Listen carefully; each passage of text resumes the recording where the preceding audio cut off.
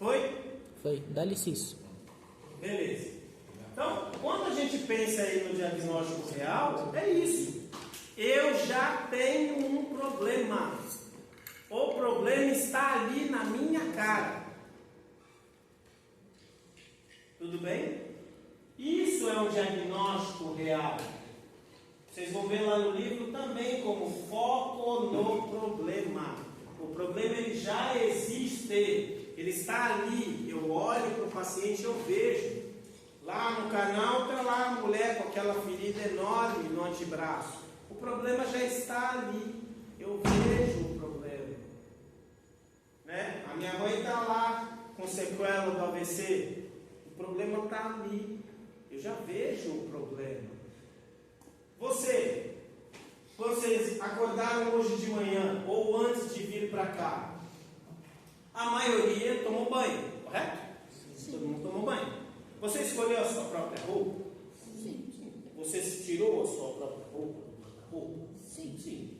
Você levou a sua roupa ao banheiro ou se trocou no seu quarto? Eu levo no banheiro, porque nesse frio do cacete, se eu puder, eu ainda me troco dentro do box. Eu já sou um tiozinho, né, filho? Eu sinto frio nas canelas. As coisas já estão começando a ficar complicadas. Tudo bem? Você conseguiu, quando você foi ao banheiro, você tirou toda a sua roupa sozinho? Inclusive a calcinha e a cueca? Sim. Você entrou no chuveiro sozinho? Sim. Você ligou o chuveiro sozinho? Sim. Você tomou banho sozinho? Se secou sozinho? Se vestiu sozinho? Sentou à mesa sozinho? Se serviu e tomou café e se alimentou sozinho? Para cada uma dessas perguntas, nós temos pessoas que não fazem isso. Ou uma, ou várias destas coisas. Aonde eu quero chegar? Não olhe o problema de enfermagem. Não está nessa. Não olhe o problema de enfermagem junto com o problema médico. Eu não sou médico, sou enfermeiro. E tudo que eu acabei de dizer para vocês, que para vocês é óbvio e foi maçante, a maioria das pessoas não consegue fazer. E aí é onde eu vou entrar. Vamos pegar um exemplo muito simples. Acidente vascular cerebral, AVC. Só teve um AVC, teve um derrame. E aí tem hemiplegia do lado esquerdo. Isso é um diagnóstico médico. Ok? Aí a pessoa interna e fica lá na UTI por 2 ou 3 dias, que é o protocolo. Beleza? Depois eu mando o slide para vocês, não se preocupem. Tudo bem? Isso continua sendo um diagnóstico médico. Aí a pessoa sai do risco de morte e continua com a hemiplegia do lado esquerdo. E ela tem alta médica. Por quê? Porque ela não tem mais risco de morte. E agora só sobraram o quê do AVC? As sequelas. Mas desde o primeiro momento que essa pessoa teve o AVC, ela teve quantos diagnósticos médicos? Ela consegue tomar banho sozinha? Não. Consegue pegar a roupa dela sozinha? Não. Consegue ir andando sozinha para o banheiro? Não. Tirar a própria roupa sozinha? Não. Entrar no chuveiro sozinha? Não. Tomar banho sozinha? Não. Se secar sozinha? Não. Se vestir sozinha? Não. Ir até a mesa para fazer a refeição sozinho? Se servir sozinho? Percebe? Só aqui nós já tivemos quantos diagnósticos de enfermagem? Como nem? Está maluca? Só aqui eu já tive 10. Só aqui eu já tive 10 diagnósticos. Não precisa copiar não, Igor. Eu mando para você. Só aqui eu já tive 10. Todos esses diagnósticos são diagnósticos de déficit no autocuidado. Diagnósticos de déficit no autocuidado. E quantos diagnósticos médicos eu tive? Isso Isso porque eu ainda estou no diagnóstico, porque eu coloquei isso, porque eu esqueci de mudar, mas é todo diagnóstico de problema que eu vejo. A pessoa está com o problema agora. Nas férias e não agora. Nas férias e não agora. Nas férias e não agora. Vocês vão estudar escalas funcionais em enfermagem. Escalas funcionais em enfermagem. Vocês vão estudar duas, nas férias e não agora. Tudo bem, pequenos cristos? Vocês vão estudar Fugling, lá no hospital. E vocês vão estudar CATS, os velhos.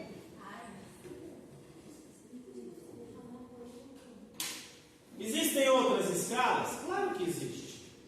Vocês vão estudar neste momento só essas duas. Essas duas escalas avaliam a questão funcional do indivíduo. Isso está no seu livro de diagnóstico? Não.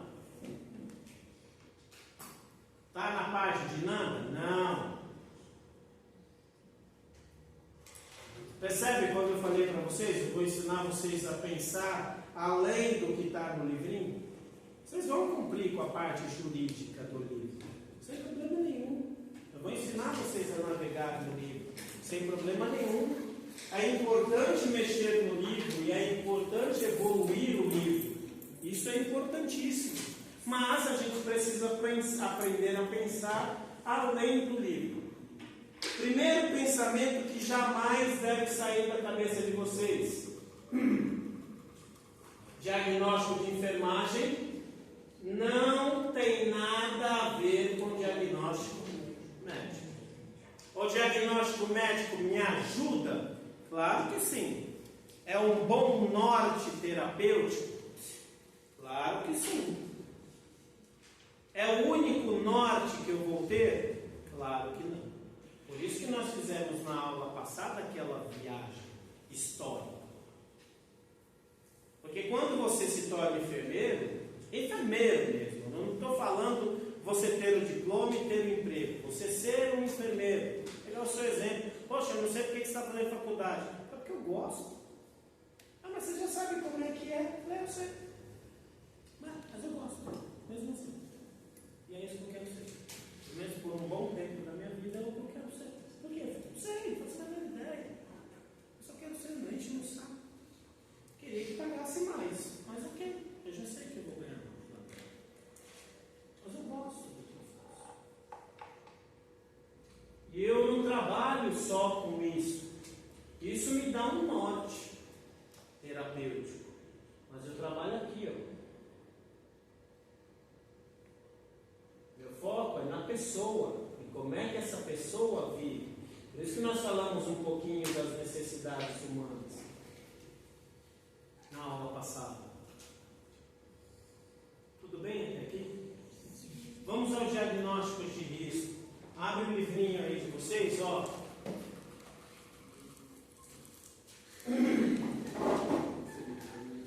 Vão onde vocês vão? Para quem não tem o livro, depois eu mando aí. Aonde vocês vão? Vocês vão no índice. Vocês vão no índice. Índice. Vai lá no índice. No de vocês, eu acho que deve estar lá. Não, lá no comecinho, índice. Não, mas aqui no meu é diferente. Esse aqui não... Continua tendo índice. Índice, mas eu... Provavelmente vai estar a parte 4 no de vocês. Ok? Vai estar lá escrito Diagnóstico de Enfermagem NANDA Internacional. Acho que deve estar na parte 4.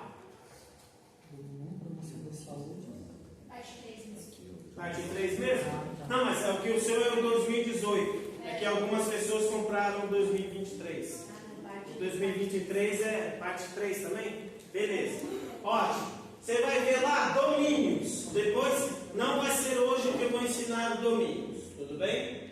Eu vou ensinar domínios e classes para vocês. Percebe? Ó, nós estamos aqui, ó. Domínio, promoção da saúde, tudo bem? Aí eu tenho classe e percepção da saúde. Eu vou sair da promoção da saúde, porque como a gente falou, viu? A gente tem algumas questões que até fogem. Ó, estilo de vida sedentário. Por que eu defini que uma pessoa tem estilo de vida sedentário? Eu não vou ensinar aqui o diagnóstico da OMS para definir sedentarismo, tudo bem? Existe uma prática. Ah, professor, eu quero aprender. Entra nesse site. Estudei lá por 2 anos seguidos. Agita São Paulo. Lá vocês vão baixar o protocolo da OMS que fala sobre diagnóstico de sedentarismo e prescrição de atividade física. Se eu falo que o indivíduo tem um estilo de vida sedentário, esse problema ele já existe ou ele pode vir a acontecer? Ele já existe. Então esse diagnóstico, ele é um diagnóstico de problema real ou um diagnóstico de um problema que pode vir a acontecer? Real. Ele já está. Você bateu o olho no indivíduo, você conversou com o indivíduo, você entrevistou o indivíduo e ele te falou: eu não faço nada, sou sedentário, ok? Ótimo. Controle ineficaz da saúde. A pessoa vai ter comportamentos em que você vai identificar que ela não consegue promover a própria saúde. Ok? Vamos pegar um outro exemplo.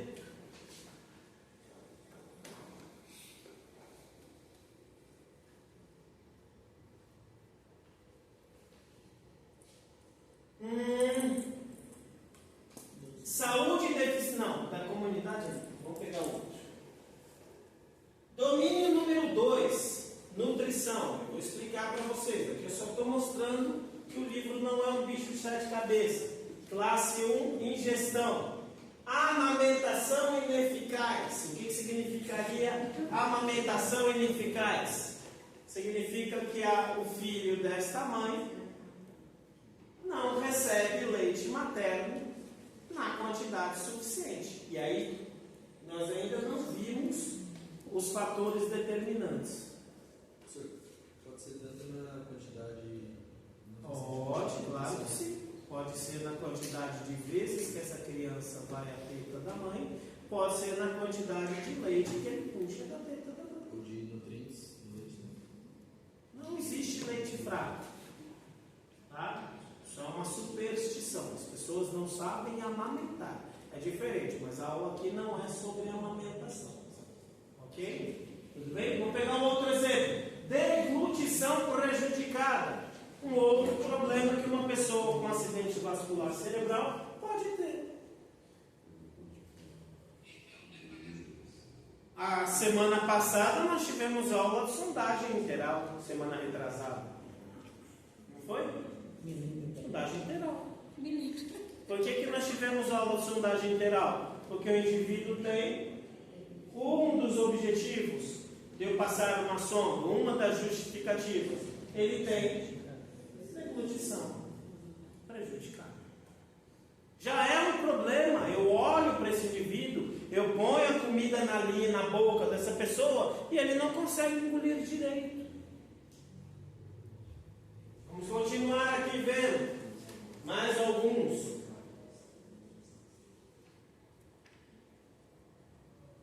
Nutrição desequilibrada, menor do que as necessidades corporais, que é o que você está falando. A pessoa come pouco. Nós falamos um pouquinho sobre nutrição, subnutrição e desnutrição. Falamos um pouquinho? Aqui, ó. Sou eu que vou fazer a prescrição? Não, eu não sou nutricionista. Não sou nutricionista. Vou pegar um outro exemplo.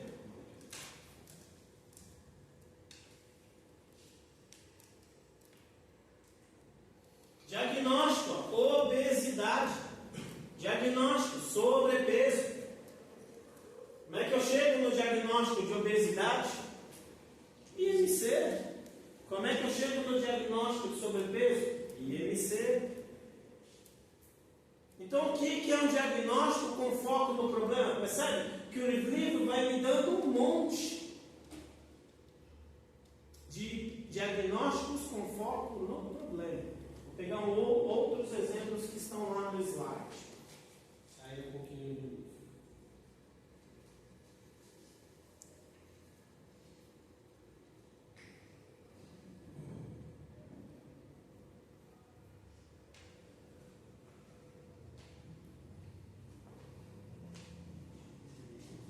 Dor aguda.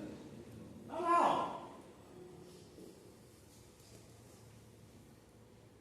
ó. É exatamente o que está escrito em 2018. Eu vou ensinar vocês a navegar. Não tenta navegar hoje, não.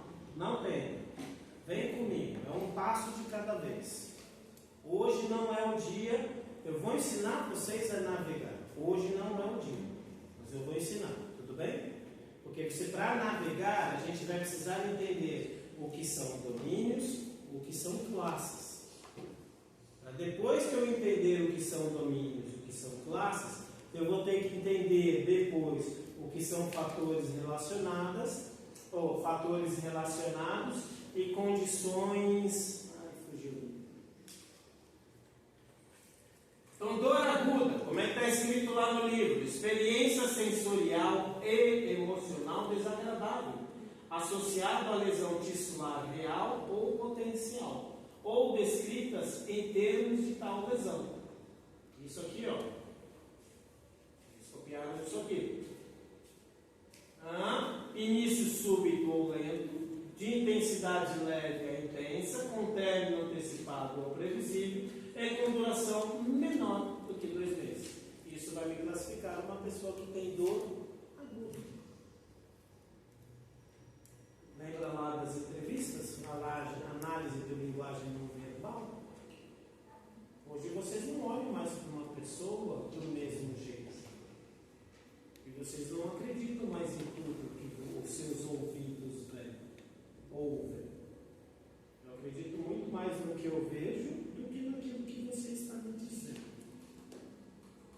Acho que aqui não tem dor crônica. No seu caso aqui, Juliana, a sua dor seria aguda?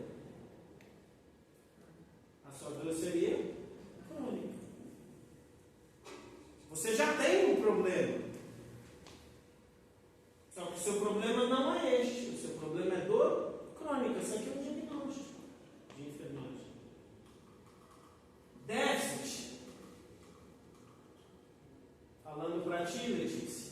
Déficit no autocuidado para banho. Capacidade de completar as atividades de limpeza do corpo de forma independente. Toda vez que eu ouvir a palavra déficit, significa, não é falta, é eu não consigo.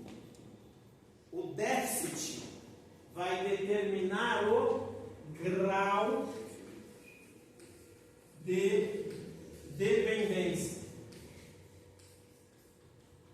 As pessoas me ligam para fechar contrato no home care. E aí elas falam: não, meu pai não tem nada, está tranquilinho, pode ficar tranquilo. Ele teve um AVC, mas foi há 5 anos atrás. Ele não tem mais risco de morte. Ok, fico feliz pelo teu pai e por vocês. Você vai fazer um preço camarada, né? Não sei. Por quê? Foi porque eu preciso avaliar o seu pai. Ah, como assim? Eu já falei que ele não tem nada. Falei, ok. Aí eu faço exatamente essas perguntas por telefone. Seu pai toma banho sozinho? Ele caga sozinho? Ele se veste? Quando ele vai cagar, ele abaixa as calças sozinho? Depois que ele termina de cagar, ele se limpa sozinho? Depois que ele terminou de se limpar, ele se veste sozinho? Ele sai do banheiro sozinho? Ele vai para a poltrona da sala sozinho? Tudo isso aqui é déficit, meu filho. Grau de dependência significa tudo que você não consegue fazer, a enfermagem vai fazer por você. Não quanto mais coisas você não consegue fazer, mais trabalho tu me dá. Ah, mas ele não tem risco de morte. Fico feliz. Como enfermeiro e como empresário. Vai durar muito tempo esse contrato. Mas, eu não estou avaliando só a parte clínica. Outros déficits. Às vezes a pessoa tem um déficit de autocuidado para banho, só porque não consegue respirar. E só quem já teve uma crise respiratória sabe o que é a sensação de estar se afogando. Déficit de autocuidado para vestir-se. Só que é uma cama ortopédica. Você tem um trapézio para o paciente te ajudar, senão destrói o profissional de enfermagem. Déficit de autocuidado para a alimentação.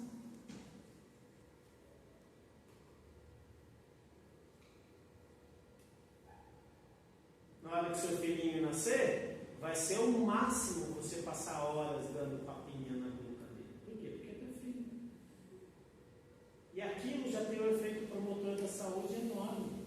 Por quê? Porque é teu filho. É filha, né? Tua filha. Mas e o paciente? Eu adoro fazer isso. Só que eu tenho tempo para fazer isso? Não. Dá para fazer isso com todos os pacientes? Não. Se cada paciente eu levar 20 minutos para dar a comida, aí você dá a comida uma garfada aqui, você pode ficar um pouquinho, aí você vem no outro ali, aí você vai contando. Não dá para fazer assim. Não dá. Tem pessoas que demoram quase 1 hora para comer só isso aqui, de tão fraco que está. Por isso que a gente aprendeu lá na sua. Não dá. Ah, mas filho, não dá. Trabalhei numa UTI que eu literalmente falava para a família, falava assim, você quer que teu pai saia? Quero. Então é o seguinte, amanhã de manhã eu estou aqui. 9 horas da manhã eu quero alguém da sua família, na hora de bater lá em cima, você fala com o enfermeiro Victor autorizou a sua entrada. Por quê? Porque você vai dar comida na boca. Ah, por quê? Não tem ninguém para fazer isso aqui? Não tem. Só que a pessoa que está aqui, ela vai ter 5 minutos e você vai ter 1 hora. Eu permito você ficar 1 hora. Pode ficar tranquilo. Eu converso com o meu gerente. Ele vai querer me matar, mas eu já autorizei, então ele tem 2 opções. Ou ele me mata e me demite, ou ele permite. Por quê? Porque eu já autorizei você pedir a opinião.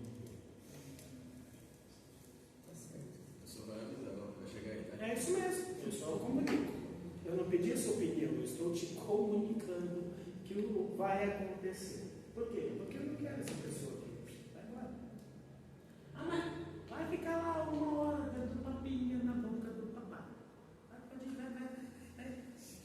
Filho, além de você ter 1 hora, você vai ter um amor que eu não tenho, que o profissional do lado não tem. Por quê? Porque aqui a gente aqui está para trabalhar. Eu amo o teu pai. Eu amo o que eu faço, não o teu pai. Não vai dar papinha, tá? Ok? Tudo bem? Ficou claro? Qual outro diagnóstico? Náusea. A pessoa ela tá, eu vejo o problema. Ok? Tudo bem? Tudo bem? Sim. Ficou claro o que é o diagnóstico com foco no problema? O problema está ali na minha cara.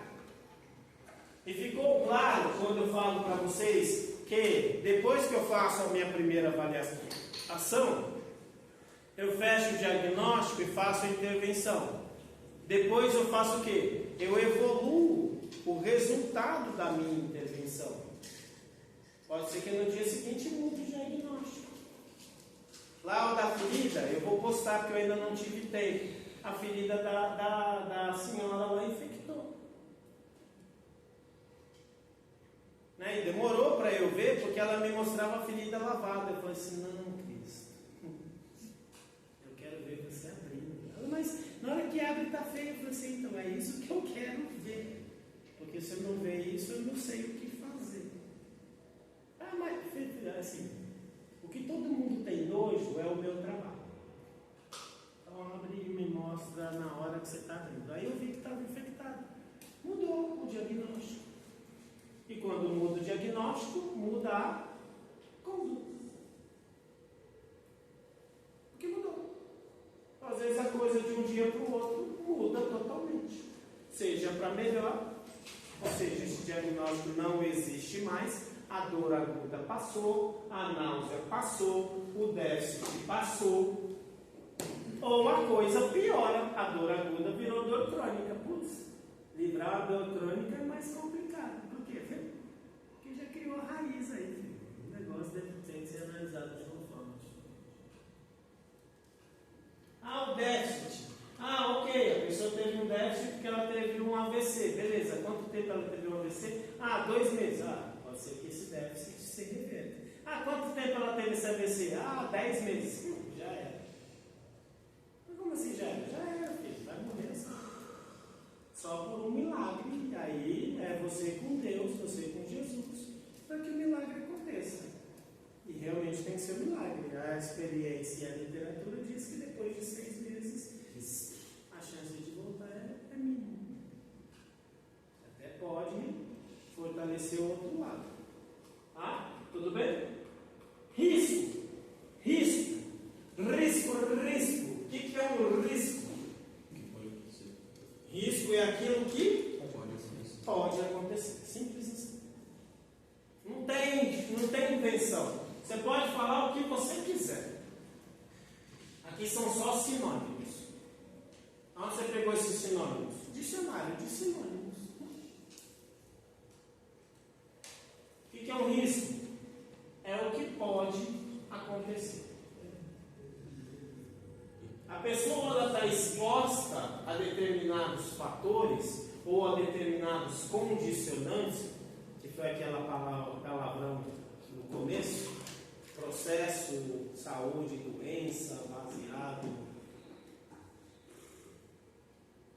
condicionantes. Ok? E aí nós temos duas formas de analisar o condicionante. Infelizmente aqui a gente não vai conseguir discutir nenhuma das duas. Ok? Ou nós temos os condicionantes analisados pela teoria da multicausalidade, ou nós temos os condicionantes analisados pela teoria marxista dialética. Ok? São duas coisas totalmente opostas, mas as duas, né, têm o lado bom e o lado ruim. O que interessa é a chance de um indivíduo desenvolver doença. Lá nos livros, eles sempre vão falar família ou comunidade. Por isso que lá no trabalho de vocês, eu pedi para vocês verem a resolução. Porque no diagnóstico também fala família e comunidade. Por quê? Porque o diagnóstico veio embasado no livro de Nanda. Tudo bem? Não precisa copiar não, gente. Isso aí eu vou mandar para vocês. Só quero que vocês entendam. Risco é chance do indivíduo ter alguma coisa. E aí quando a gente tem uma chance do indivíduo ter alguma coisa, eu tenho fator de risco e comportamento de risco. Ok? Fator de risco e comportamento de risco. E isso é bacana vocês aprofundarem. Aqui nos slides e nos livros, nesses, não está aprofundado. É interessante vocês aprofundarem. Isso aqui foi muito usado na época dos estudos do HIV. Por isso que teve um grande preconceito no início do HIV. Porque aí você tinha lá a análise do comportamento de risco. Alguém aqui já tentou doar sangue? Qual que é a pergunta que eles fazem para você quando você vai doar sangue? Quantos parceiros você teve nos últimos 12 meses? Você, filho, já não poderia doar. Por quê? Se você teve 3 parceiros ou mais, já era. Então quer dizer que o limite são 2? É, o limite são 2. A partir do terceiro significa que você tem um comportamento de risco. Ah, mas eu usei preservativo. Que bom para você. Ou que ruim, sei lá. Depende de como você gosta de fazer. Mas aqui é o comportamento de risco. Vamos pegar o exemplo para a saúde dos vossos joelhos. A corrida é um comportamento de risco para a saúde dos seus meniscos. E de vossos tornozelos e também dos ligamentos dos seus úteros. É um comportamento de risco. Ah, mas nossa, não faz bem? É, faz bem de um lado e ferra do outro.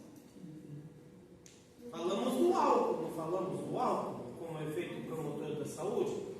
O álcool também tem um lado bom, promotor da saúde, mas tem um lado ruim. O uso contínuo de álcool vai machucando as suas células do seu fígado. Assim como as coisas que o Cauã gosta e vende, vai machucando as células do pulmão. É dos clientes. É só dos clientes, né? O problema é desse, né, Cauã? É bom que ele trabalha. Acho correto, esse é um bom mandamento de quem quer ficar rico. Aí aqui, ó, é o seu objetivo de prevenção. Por isso que nós paramos lá na promoção. Eu não posso confundir promoção com prevenção. Por que eu comecei a correr? Eu comecei a correr para prevenir as minhas crises de ansiedade.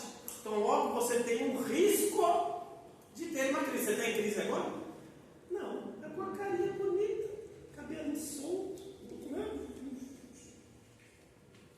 Está com angústia respiratória agora?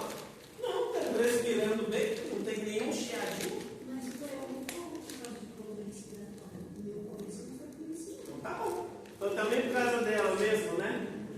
Respiratório foi. Então tá bom. Ok.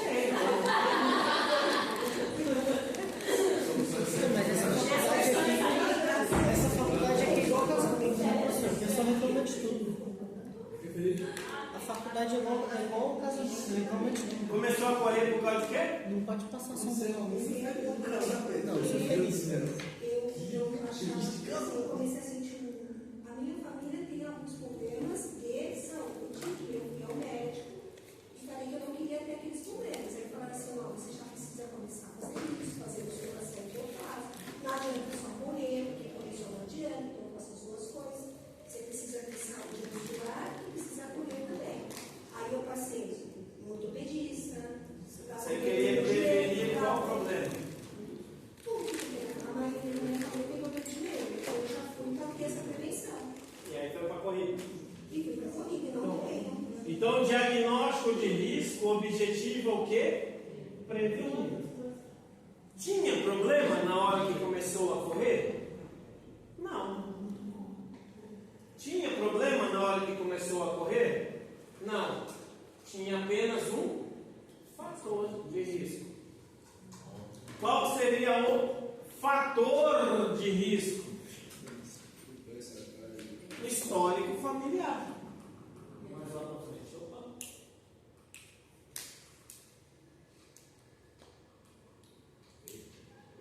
Fator de risco. Histórico familiar. Eu não controlo. Pensa da seguinte forma: o fator de risco eu não controlo. Tem doenças que só acontecem nos asiáticos. Putz, eu sou japonês. Já era, filho. Eu não queria ter essa doença. Na próxima encarnação, nasce qualquer coisa menos asiático. Nessa já era. Eu não queria ser calvo. E o meu pai é calvo e meu avô é calvo. Irmão, já compra a maquininha. Já era. Mas a minha irmã não é. Porque essa é uma doença que o fator de risco está associado a. Cadê? Questão sexual. Pouquíssimo. Existem comportamentos que levam ao fator de risco? Até existe. Mas o comportamento ele vai ser muito mais classificado lá no comportamento de risco. Existem alguns comportamentos que são inerentes à vida profissional. Por exemplo, nós, profissionais de saúde, temos um risco de pegar doenças infecto-contagiosas. Por quê? Porque faz parte da nossa vida. É o nosso estilo de vida. Na época da Covid, todo mundo corria para dentro de casa, eu corria para dentro do hospital. Não tem o que fazer. Você vai fazer o quê? Eu falo, eu estou com medo também? Não, filho. Pelo contrário. Você agradece que você é um profissional profissional de saúde, você vai lá cumprir a sua missão. Ok? Então tem fatores, no caso ali da Hilda, fatores familiares. No caso ali da Sabrina, né? Da Sabrina, você vai ter fatores genéticos, fatores individuais, fatores fisiológicos e imunológicos que ela não controla.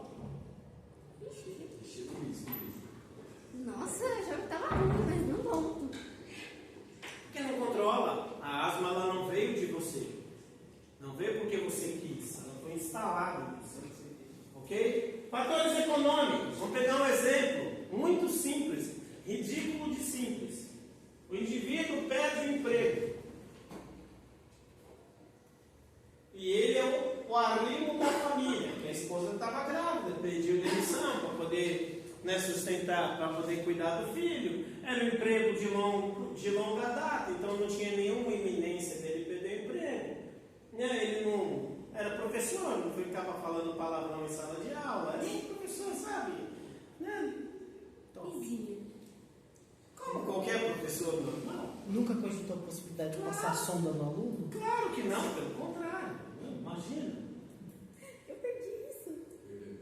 Que caos. Mas não passou total, não chegou na. Porque o aluno é um bundão. Não. Ô, Felipe.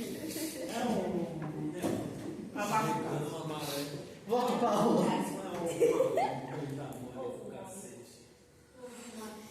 Aí essa pessoa perde o emprego. E aí ele olha para o lado e você fala, mano, minha mulher está cuidando do bebê. A minha mãe está velha e debilitada. E a minha filha, putz, é só uma criança. Mas você acha que vai a pressão desse indivíduo? O diabetes desse indivíduo? Os batimentos cardíacos desse indivíduo? E você acha que o problema dele realmente é hipertensão, diabetes e cardiovascular? Não, filho. O problema dele é econômico e social. Qual que é o remédio? O emprego. Arruma um emprego que tudo se resolve. Tá maluco? A Jota não é. Depois eu arrumo emprego. Ok? Aí nós temos aqui, ó. Aqui seria mais o tabagismo e etilismo. Tá até errado aqui, preciso arrumar o slide. Tabagismo e etilismo seria comportamento de risco. Vamos pegar a nossa amiga aí que tem asma. Ela tem asma e fuma. Puta, que mulher estúpida. Tem que ser chong, hein? Não, tem chong. Você vai encontrar chongos assim. O cara tá com cigarro e a bombinha de asma assim. Eu tenho asma, meu irmão tem asma, minha mãe e meu pai fumam. E ainda fuma na sala. As crianças que se explodam. Um puta do frio do cacete e os velhos fumando. Fala, pai, cala a boca, menina. Vai passear. Mas tá um frio de 10 graus, o problema é teu. Não, mas não fala assim, vai passear, fala, vai passear, moleque. Ok? Tudo bem? E comportamento de risco, né, é o que o indivíduo faz. É o que o indivíduo faz. Você consegue ver, você fala, amigo, você vai ver muito velho assim. Eu tenho arteriosclerose e já estou começando a ter úlcera venosa. Beleza, você fuma? Um pouquinho. O que é um pouquinho para você? É um maço. Depois de alguns anos você aprende quantos cigarros tem num maço. Você fala, um maço por dia? Um maço, mas hoje está tranquilo, você fumava 3. Verdade, reduziu bastante. Nossa, que vitória, né? Eu fico muito feliz por você. Você vai ter que parar de fumar. Não, me dá um adesivinho aí. De qual? De quem que você quer? Do Ben 10, do Batman, do Superman? Meu filho, reduz. Vamos aí. Você faz a sua parte, eu faço a minha. E aí a pessoa sai do seu consultório, falando, eu não aguento mais, esse profissional de saúde não serve para nada. Por quê? Porque eles só falam a mesma coisa, manda eu parar de fumar. Pois é, eu sou um idiota. E é isso. Então, o comportamento de risco é o que o indivíduo faz. E aí, qual que é o problema do diagnóstico de risco?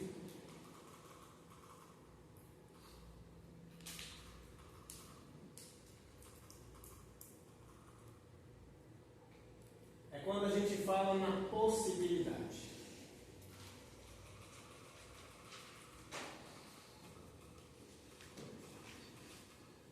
Esse indivíduo aqui, ó, essa foto aqui foi lá no Ibirapuera, lá no Hospital de Campanha do Ibirapuera. Eu trabalhava em outra faculdade. Aí entrou a Covid, mudaram a coordenação, 2 semanas depois eu fui demitido.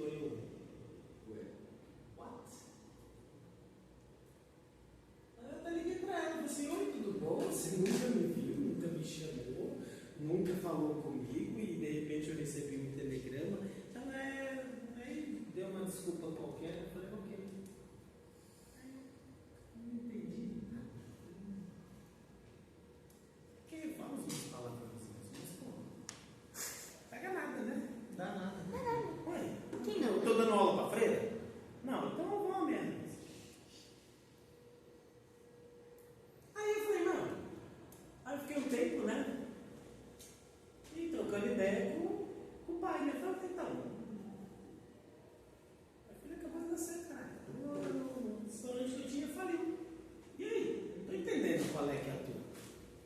Aí de repente ele me jogou pra esse lugar aí. Aí lá eu fui entender, porque lá ninguém sabia nada. Vamos lá, pena que ela não veio. Tipo a Angélica. Pega o antibiótico, pega o soro, olha pra mim e fala assim, o que eu faço agora? Eu, como assim, o que eu faço agora? Eu não sei o que eu faço agora. Eu falei assim, como assim você não sabe? Eu não estou entendendo a sua pergunta. Não é que eu não estou me recusando a te ajudar. Eu não estou entendendo qual é a sua dúvida. Eu não faço a menor ideia de como eu jogo isso aqui.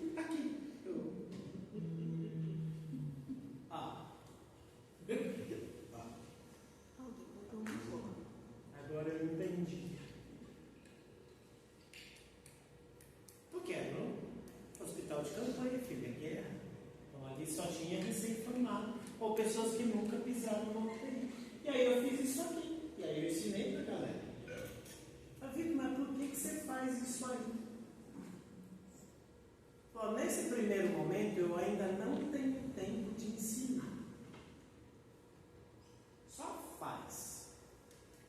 Quando o plantão ficar mais calminho, eu juro que eu sento com vocês e aí eu ensino vocês.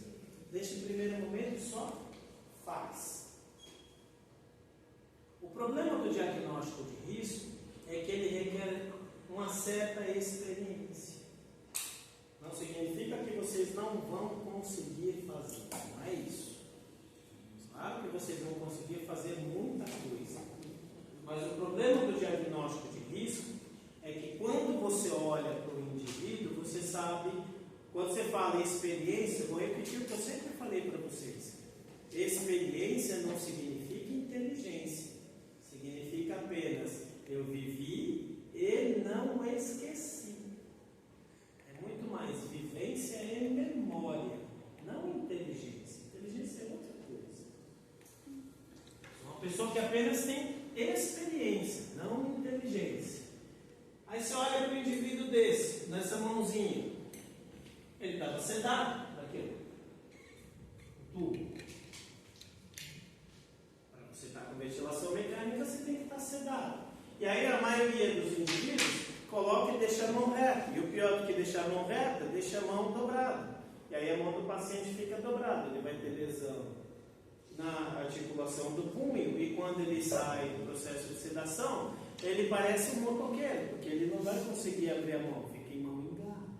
Então você precisa prevenir a mão engarra. Ah, como é que você sabe disso? Porque eu já vi pacientes com mão engarra. Então quando você olha para isso, você fala, ok, eu preciso fazer isso. E é fazer o quê? Elevar a mão para evitar o edema e deixar a mão aberta para evitar a mão engarra e proteger a articulação do punho, porque também não posso levar a mão ao contrário. Então, além da experiência, né, você olha para isso aqui.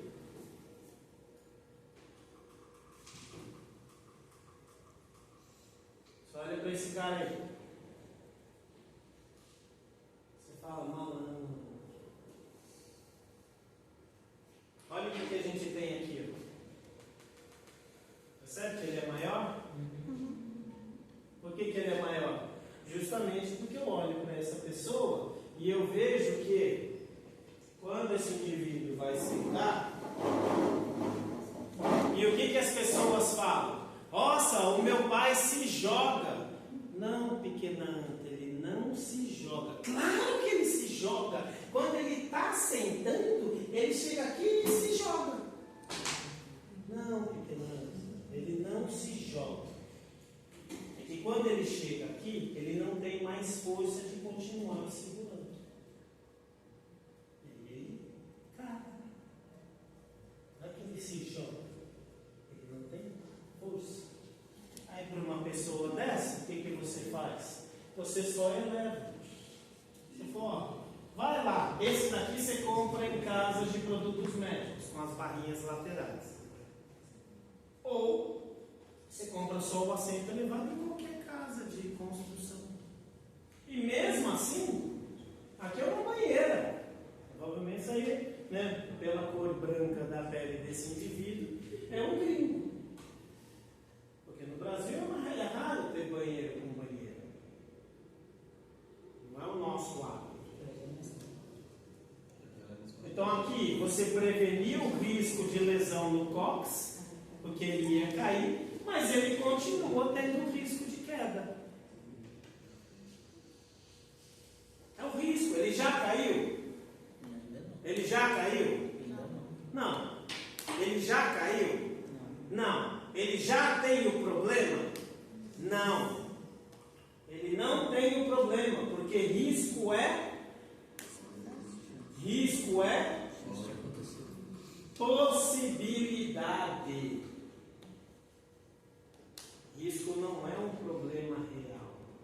Risco é possibilidade. Olha, outros riscos de queda. Ela já caiu?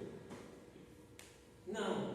Mas ela tem a possibilidade. Então o problema não existe, exceto na sua cabeça. O diagnóstico de risco é a faixa na rua do trânsito que separa os dois carros, um para cada lado. O diagnóstico de risco é a luz vermelha do freio. Só para avisar o motorista anterior que eu vou parar. O diagnóstico de risco é olhar para esse indivíduo aqui, ó, que está sedado, e falar assim, putz, esse indivíduo, só pelo fato dele estar onde a gente está, e aqui nessa foto é bem característica da época da Covid, ele pode pegar alguma coisa. Porque se for por aerossol, esquece, filho, não tem isolamento.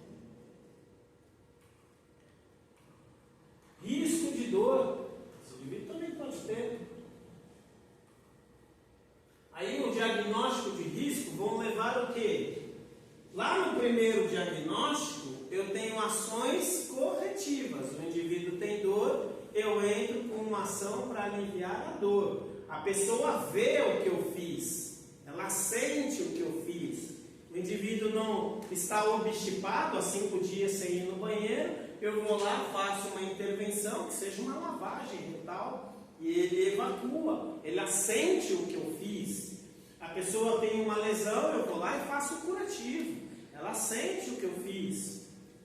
O diagnóstico de risco, ela não faz a menor ideia do que eu estou fazendo. E o pior, a sua equipe não faz a menor ideia do que você está falando. Algumas coisas são óbvias e já estão incrustadas na enfermagem, como por exemplo grades do leito elevado. Não deixar o paciente andar sozinho na enfermaria. Por mais que a gente estimule o paciente, ó, o senhor precisa dar uma voltinha na enfermaria, quando ele começa a andar na enfermaria, não passa nem Wi-Fi. Porque a gente fica com medo dele cair. E não dá para eu separar um profissional, ainda mais na enfermaria, que a equipe é reduzida, para ficar andando com uma pessoa do lado dela. E aí quando eu pego em ações preventivas, olha aqui, ó.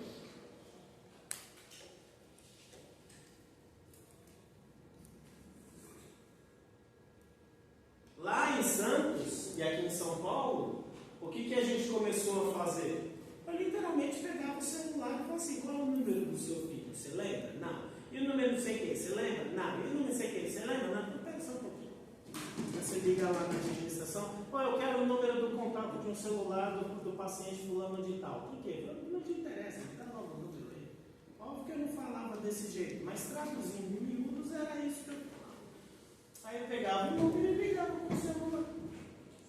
Imagina, você ficar 10 dias olhando para uma pessoa com face shield. Mano, parece que você está na NASA. E aí você escrevia no face shield, Vitor Marques. E ainda tinha idiota que andava com a foto, sorrindo. Vai ver, você não vai tirar foto? Eu falei, não, eu sou feio pra cacete, filho. De máscara eu sou lindo. Imagina uma foto, a pessoa vai olhar para a máscara e vai saber que eu não sou lindo. Não, deixa ela imaginar que eu sou lindo. Eu não vou tirar foto, não. Não, mas todo mundo está tirando, eu não sou todo mundo. Eu não vou tirar foto. Já está escrito meu nome aqui. Ah, cagar. E aí a gente fazia isso. Literalmente fala assim, ó. Você deu sorte que hoje nós temos meia hora. Vai, fala aí com seu filho.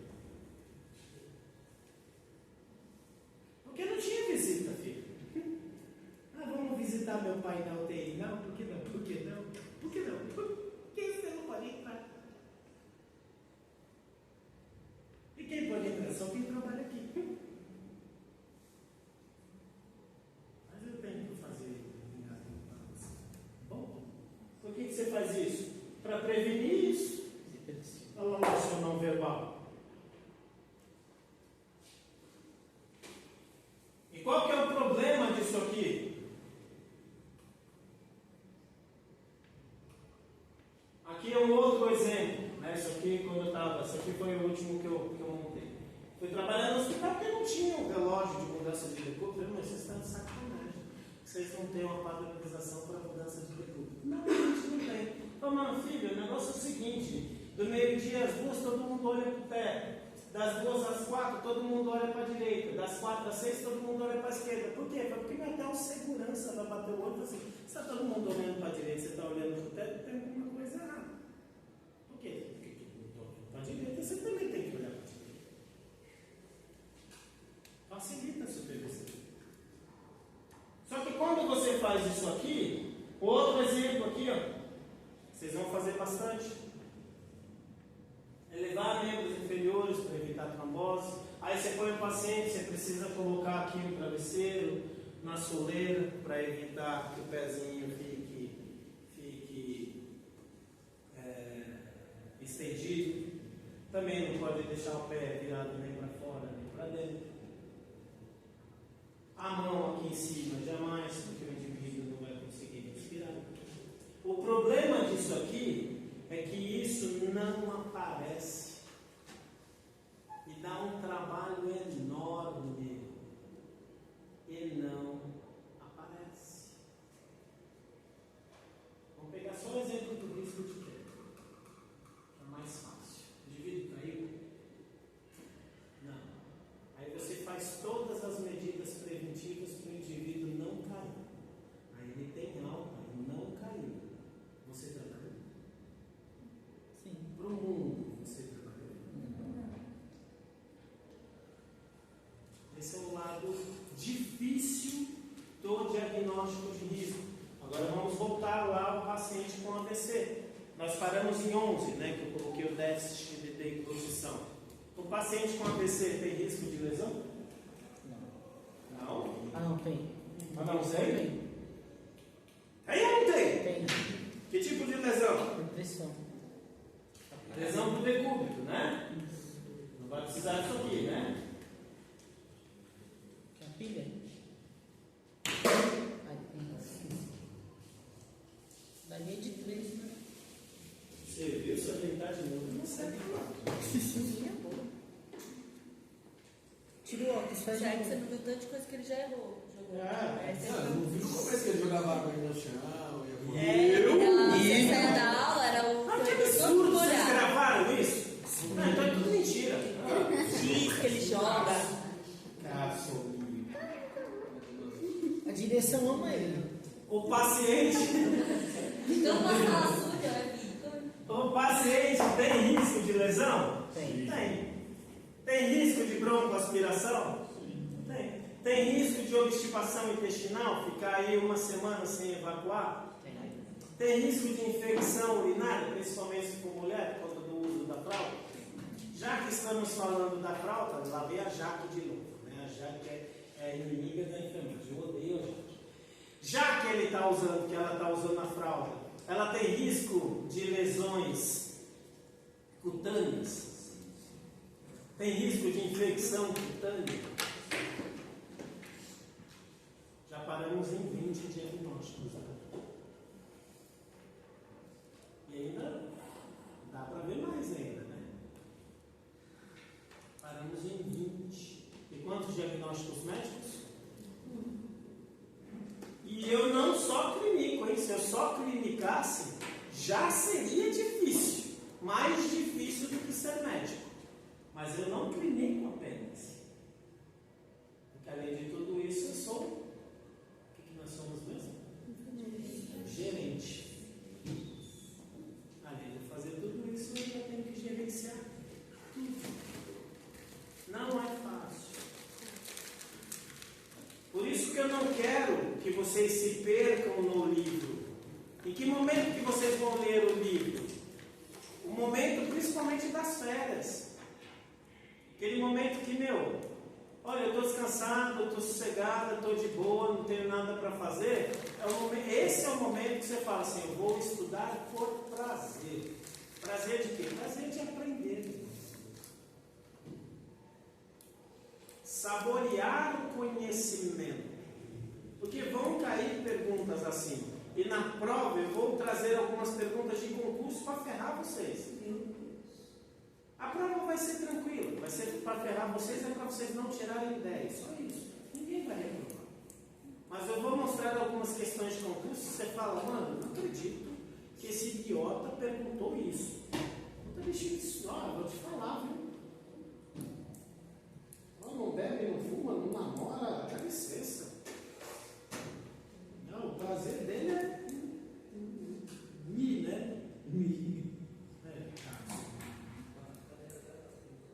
Tudo bem? E aí percebe por que precisa ter a observação? Percebe por que precisa ter o entendimento de como é que funciona o corpo? Porque grande parte dos meus problemas estão aqui. Grande parte dos problemas estão aqui. Que horas são para a gente ler? 9h14. Para a gente finalizar, então a diferença, diagnóstico de risco, então como é que vocês vão decorar aí no livrinho de vocês? Porque já está escrito. Se já está escrito, está escrito. Se está escrito, eu tenho que seguir. A minha opinião em nada é a mesma coisa. Então nós vamos seguir o que está escrito. O que vocês vão decorar aí no livrinho de vocês? Diagnóstico de risco, prevenção.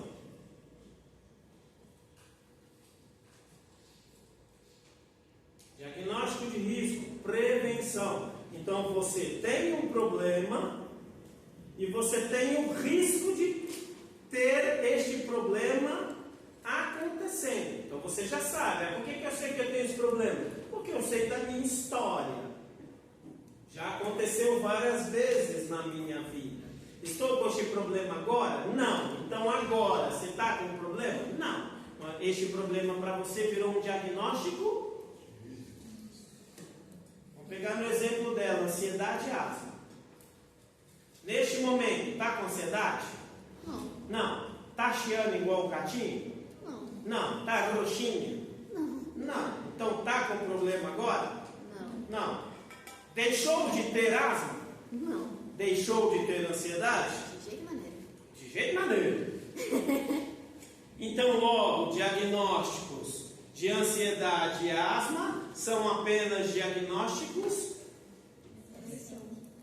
Diagnósticos? Quem te deu esse diagnóstico? Diagnósticos médicos. São diagnósticos médicos. Mas tem o risco de desenvolver ansiedade? Daqui a 2 semanas é prova. Semana que é, ainda mais entrando na metade do curso. Oh my God. Tá todo mundo fudido. Opa! Ai. Que delícia. Peraí. Agora sim.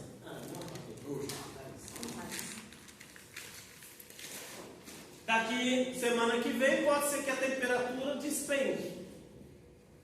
Aumenta o risco de problemas asmáticos. Percebe? O risco, ele existe. Neste caso, nós temos os dois ao mesmo tempo. O diagnóstico médico e o diagnóstico de risco. E aí nós vamos trabalhar em cima do diagnóstico de risco para trabalhar na prevenção. A estratégia que você adotou foi: eu vou correr. Quem sabe, né, a asma e a ansiedade fica para trás. A intenção é mais rápida que isso.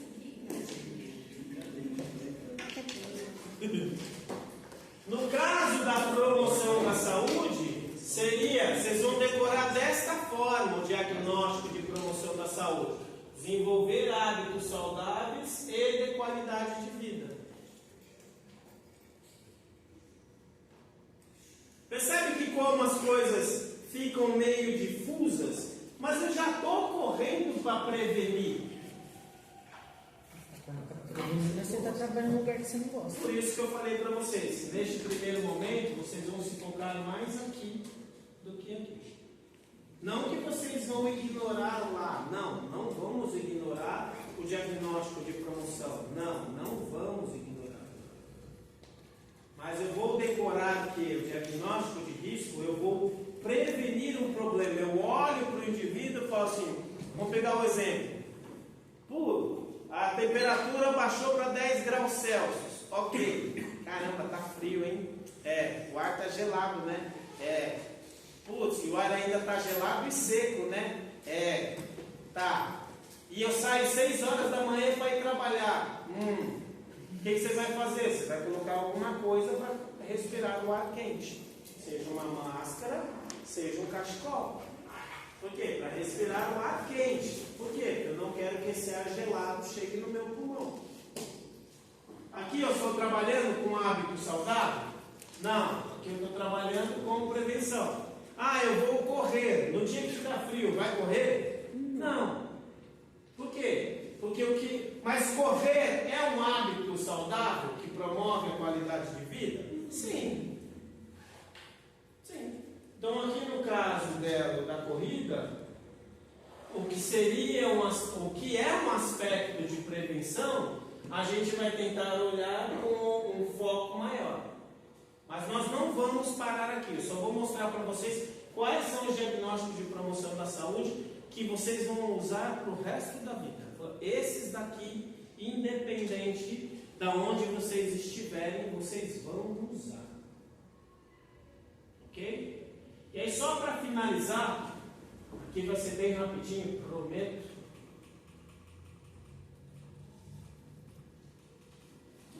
Diagnóstico de síndrome. O que é síndrome? Síndrome também existe na medicina, tá? Também existe o diagnóstico de síndrome na medicina. Síndrome significa reunião. E se eu estou falando diagnóstico de síndrome, significa que eu estou reunindo vários diagnósticos. Então, quando eu penso num diagnóstico de síndrome, eu estou juntando vários diagnósticos. Em medicina é isso aqui, tá? No caso da enfermagem, é quando eu tenho 2 ou mais diagnósticos de enfermagem que devem ser. Aí eu vou ampliar na semana que vem falando o que são características definidoras. Eu vou usar esses 2 ou mais diagnósticos para falar assim, putz, eles se complementam. E quando eu mexo em um, eu acabo mexendo no outro. Quando eu vou agrupar diagnósticos ou real ou de risco, e a intervenção vai trabalhar nos dois. Eu tenho um déficit de deglutição, beleza? O paciente teve lá o AVC. Déficit de deglutição. E o paciente, por ter o déficit de deglutição, ele tem um risco de broncoaspiração. Percebe que o fator é o mesmo? Ambos estão no mesmo lugar. Eu ponho a comida na boca do paciente, ele não engole. Então, ele não engole porque ele tem o déficit de deglutição. E ele tem o risco porque ele tem o déficit. Aí eu passo uma sonda.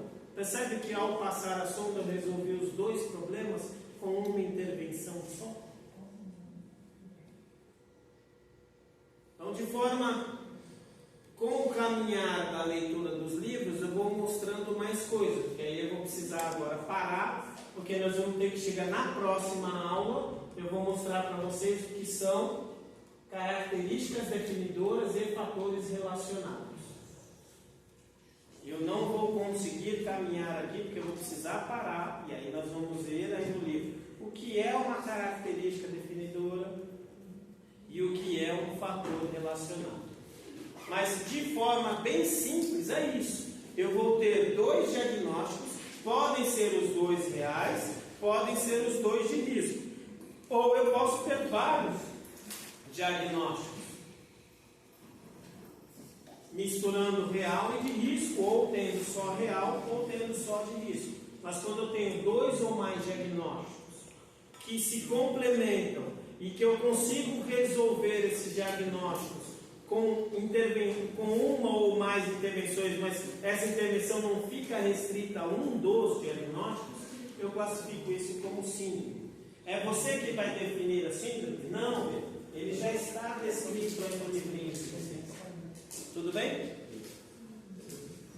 Na aula de hoje, principalmente dos diagnósticos real e de risco, nós não vamos aprofundar na promoção da saúde. Principalmente no real, que é o problema que eu vejo na hora. E o risco é o problema que eu falo assim, se eu não fizer nada, esse indivíduo pode ter o problema. Pode ou não ter o problema. Dúvidas? Angústias? Frustrações? Buenas noches, pessoas.